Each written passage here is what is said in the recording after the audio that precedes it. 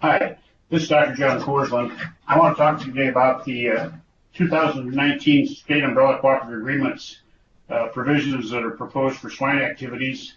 I'm one of the 5 staff members for the Swine Commodity Group with Veterinary Services S&P Division. That helps as our director, and then there are myself and 4 other members of the team. And when we're talking about what we want to get accomplished with the cooperative agreement, umbrella cooperative agreement funding, it's really all about risk in the swine world. We want to, first of all, of course, monitor ongoing state-level activities and reporting. Certain things that every state has to accomplish, and we want to support that, particularly related to reporting. And then we also have a PRV, swine brucellosis targeted surveillance program that we've developed the past couple of years that really depend upon the state and the field staff to make that happen for us. Another big area that's becoming bigger recently is CSF and ASF surveillance. ASF surveillance is not yet approved by Veterinary Services, but we wanted to have it in the cooperative agreement documents because we think it could well be in the next year, and it goes right along with the CSF surveillance. So even if we don't approve ASF surveillance, many of the activities will remain the same, just utilized for CSF surveillance. The 4th item that's gotten more and more important recently is the Swine Health Protection Act provisions that we enforce, or not that we don't enforce, that we oversee. And they include searching for garbage feeders. All states are required by law to conduct searches, and then enforcement for the states that allow garbage feeding and have requirements for inspections and cooking. So that's a big area for some states, more so for some than others, but we want to reinforce that all states do need to be searching for illegal garbage feeding.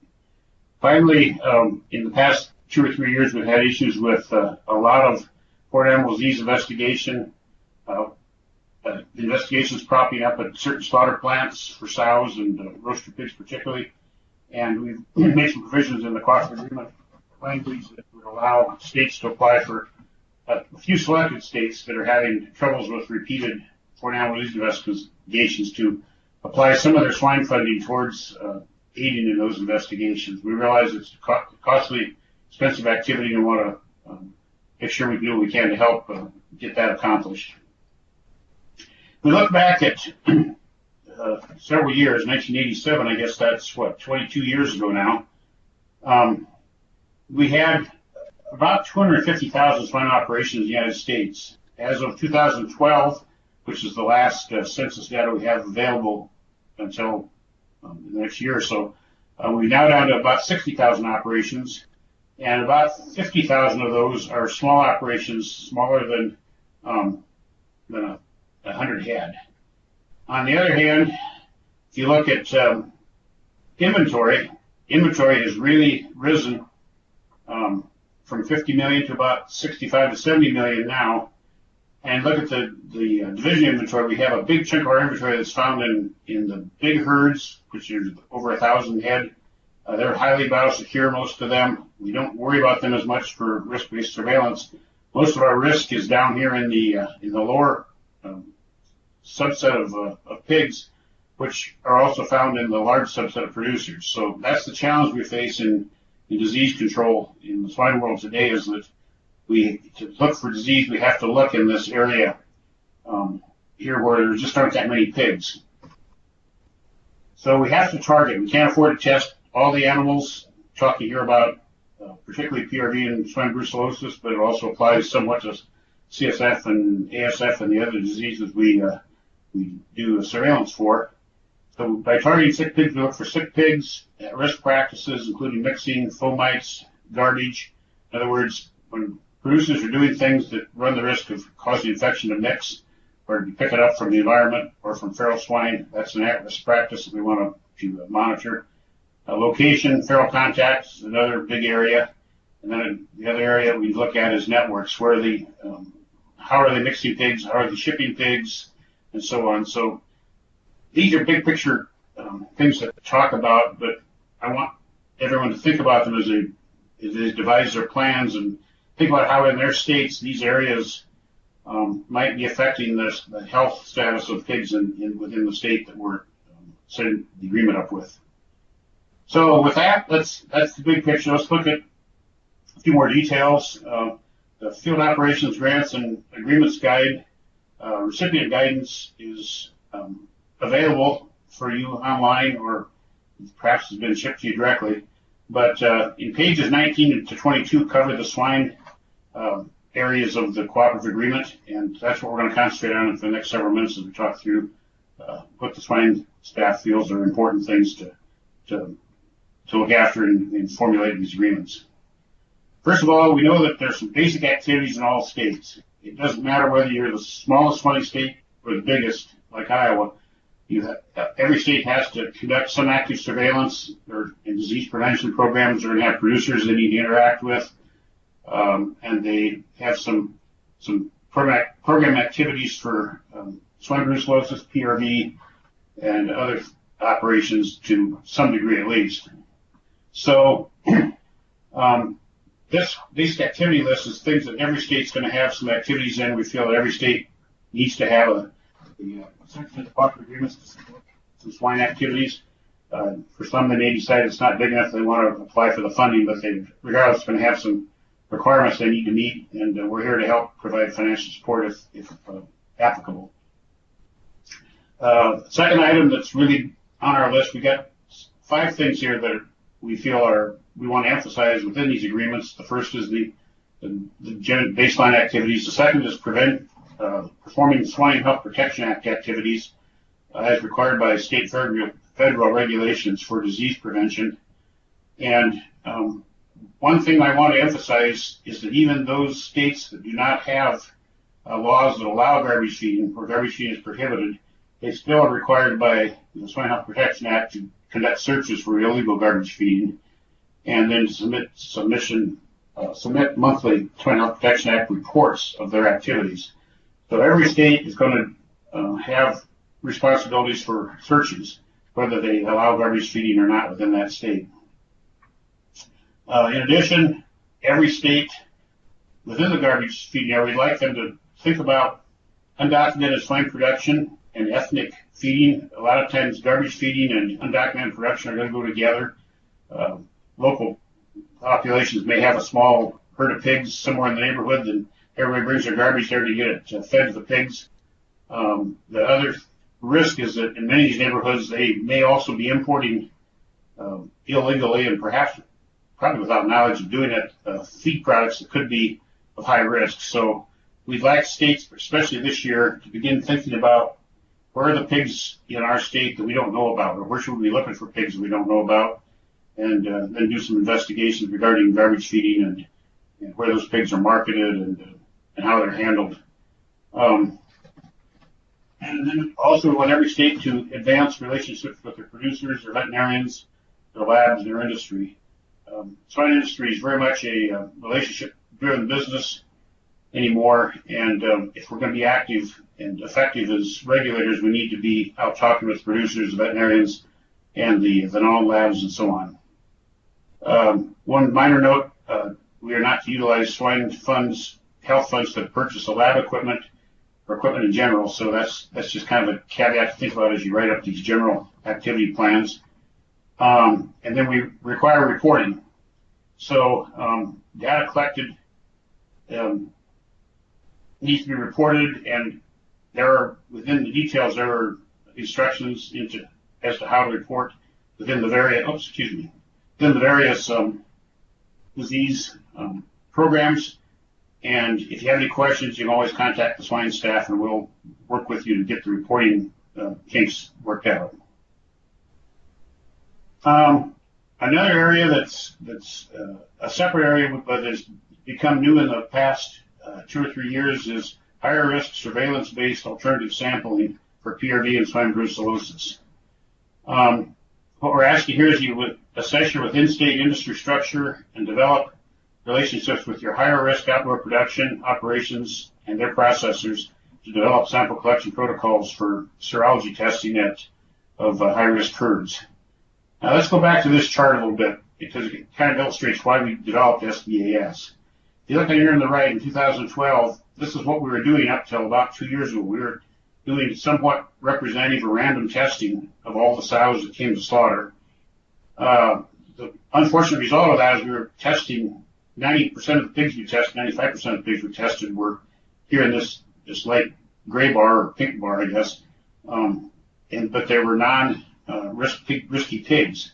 The only high-risk pigs we were testing was a small percentage that happened to be selected amongst the random sea of low-risk pigs. So in 2016 and 2017, we developed a new surveillance paradigm where we cut back on random testing and started SBAS testing, alternative surveillance of high-risk herds. This is still done at the Kentucky lab, just like the other testing is done. The samples are shipped there, tested there. We differentiate the samples on the forms, which you can find more about looking through the documentation. And then we can have that data reported separately, and we get a much better chance of testing pigs that are in this higher risk set of population because we're looking for those, we're picking those rather than choosing samples at random. It's just a big picture view of what we're actually trying to do with SBAS. For representative cull stopper surveillance, which is what we've done for forever, it seems like, since we've had the PRV and John Bruce's programs, we dropped the requirement up from 5% to 1 to 5%, depending on the risk of the state, of their sows to be tested. We limited this testing to the 30 largest states, and sample selection and testing is managed at the Kentucky lab. We have collection contracts for sow serum samples at the largest sow plants, 8 or 9 largest plants.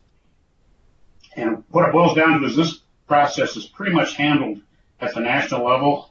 The swine staff assists in setting up the selection algorithms, and the lab monitors it through SCS LTE data program. And so really there's not part of the umbrella agreement that is designed to take care of this portion, which used to be a larger part of state work than it is. But at this point, it's more of a national function to do the representative sampling or the slaughter-based sampling, where we're strictly pulling state samples. And in this place, we've set up this SBAS. This particular table shows what our targets are for each of the 50 states. It's in the documentation. Probably you can see it there better than you can on this slide. But in general, we've set targets for each state, depending a little bit on what their swine population is, and also on what their risk is for feral swine and backyard swine production, which we feel is inherently a higher risk activity. So we need to do more testing from those herds. I think if we add all these up, we come up with about 9,000 samples that we're aiming to get by this route. Remember, these are targets, not requirements. If you're having trouble hitting them, or if you think you can test significantly more and there's a reason to do it, please contact us and we'll talk. Contact your AVIC and we'll talk over with the staff and figure out if we want to alter those targets a little bit. Important thing to remember is the shipping, testing, and reporting is all covered by the Kentucky lab provisions, so you don't need cooperative agreement money to ship or test these samples, because since they're tested in Kentucky. It really makes it, your costs in this program are related to making the contacts with the producers and or small markets, getting the sample collection process set up, and then utilizing the existing structure with the Kentucky lab to get those samples shipped, tested, and data collected. So you can test, if you want, you can test at state or local labs for PRV or brucellosis, but that's going to have to be at the state expense. We won't support that out of cooperative agreement money. And no matter where the samples are tested, we want reactor samples forwarded to NVSL for testing to verify the results, and then we'll let the epidemiological process start from there for samples that are positive at NVSL. Moving on to the next area, and this is a relatively newer area, particularly related to ASF, but we've had CSF sampling for about maybe 10 years now, I guess. And Under the new proposal for ASF surveillance, which may or may not be approved, we're basically going to expand the CSF sampling program to include ASF surveillance. As I said, it's not yet approved. I don't want anybody to go out there and set up their ASF surveillance program until the leadership at Veterinary Services gives us the go-ahead to start with active ASF surveillance. But we wanted to list it in the cooperative agreements on the good chance that it may happen, and we want to make sure you're thinking about ASF surveillance as you plan your CSF surveillance infrastructure. So stay tuned on as far as ASF goes, and we'll talk about the rest of the provisions of this sampling here in the next few slides. We place the highest priority for sampling on the highest risk samples as determined by a local risk evaluation. So as you look at where you want to sample, we have about 4 different streams, and actually this picture shows garbage feeders are one, backyard higher risk herds are a second source of samples. Third source would be cull livestock markets and receiving stations where so-called suboptimal hogs tend to congregate, and then the fourth one would be at slaughter plants where FSI inspection finds pigs that are not fit for consumption. They may well be pigs that would be good samples for collection if it's possible to get that accomplished logistically. So the first thing when you're looking at any of these streams is you got to assess the animal ID compliance. If you can't trace a sample back to its origin, it probably shouldn't be tested. If you're on the farm, that's not a problem because you're collecting the samples right there. But for samples in the slaughter streams, you want to make sure the ID is adequate in one form or another to be able to trace pigs back to where they came from in case they're positive. Last thing we want is a positive sample with an inability to figure out where it came from. We're going to utilize a new data module or data system called CLSM, Comprehensive Lab Surveillance Module. It's still a little bit vaporware. It's not really out there and running yet in full force. So there'll be more details coming, but stay tuned for that. And kind of, for now, we're using VSLS, which is another system for CSF surveillance. But as we move towards a integrated program with ASF and CSF, we'll be moving to a new data system. Hopefully it'll be a lot easier to use, a lot more friendly for both the field and for the lab folks to interact with. So we've got a table I'm going to show you here in a minute with their targets for each state. And contact us if you have questions or think that the targets ought to be changed, or if you think your state ought to be added to the list. Serum samples are collected on certain subclasses of pigs according to the surveillance plan for CSF. ASF will not have any serum samples, but for CSF, those samples are sent to, the tissue samples are sent to a non-lab, but the serum samples will be sent to FADI. So that's a little bit of a complication, but we do not allow serology for port animal diseases at the non-labs at this point, so they have to be sent to FADI for testing. They're going to contact us for details when it comes time to decide where you want to ship samples that you're collecting, and which labs to utilize, and we'll assist in getting that set up for you. So here are the list of the states right now that are targeted for CSF serum surveillance on the left side and ASF-CSF tissue surveillance on the right side.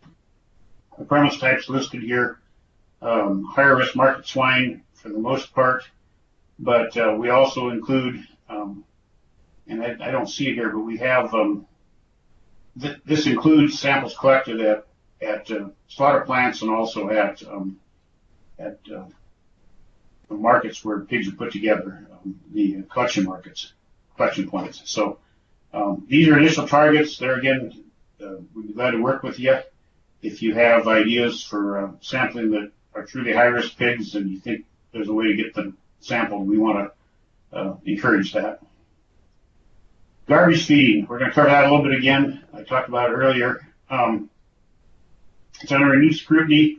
We get a lot of questions from the swine industry about what are we doing about the threat of garbage feeding. Once again, all states are required to search and report. Got a Mickey Mouse here, sorry. And we want you to think creatively about looking for risky sources. We want you to establish relationships with those feeders because chances are when you're out there doing temperature checks for the garbage feeders that are licensed, the pigs won't be sick the day you're there. But if those pigs do get sick, if they have a high death mortality event, we want them to feel free and feel obligated to actually call you folks, get some samples collected, usually by a foreign animal disease investigation. Because of the risk of garbage feeding, we definitely want to check out mortality events in garbage-fed pigs. So there are no metrics established with this, but we just encourage everybody to really work with your feeders to make them confident that if they have a problem, they can recall you and get some diagnostic assistance for foreign animal diseases. Reporting for garbage feeding, the Swine Health Protection Act provisions are on a SharePoint site. More details in the documentation or by talking to us. Finally, the last area we want to emphasize in a few selected states is we want to provide some financial assistance for FMD swine vesicular or Seneca virus infections. We've had problems at a few selected high-incidence slaughter plants in a few states, probably about 6 states that had issues with this. We know that the FADIs are extremely labor-intensive, take a lot of time, a lot of money, some supplies. So we want to allow limited usage of swine funds to supplement extraordinary FADI-related expenses in high-incidence slaughter facilities only. This isn't a line item for everybody, but it is a line item for certain states that have really been hit with a lot of responsibility for conducting FADIs in slaughter facilities on an ongoing basis. The only thing we ask in return is that you collaborate with the field and swine staff in analyzing and making recommendations to lower the incidence. We all have a lot to learn yet about this whole situation, and we want to work collaboratively to see what we can do to help improve this situation. So that's the 5 areas. I'd like to thank you for your collaboration in working on swine issues. We can't do it from the central area. We rely on the field staff, both federal and state, to do the real work. So we've got a swine team of 5 now. I've got all 5 people listed here that are now on the swine team or will soon be on the swine team with our email addresses. Feel free to, we're all in the directory. Feel free to give us a call or email us if you have any questions, and we'll be reviewing the agreements as you get them written up. And in the meantime, if you have questions, be sure to contact us, and we'll do our best to help you get these created in the best way possible. Thank you very much.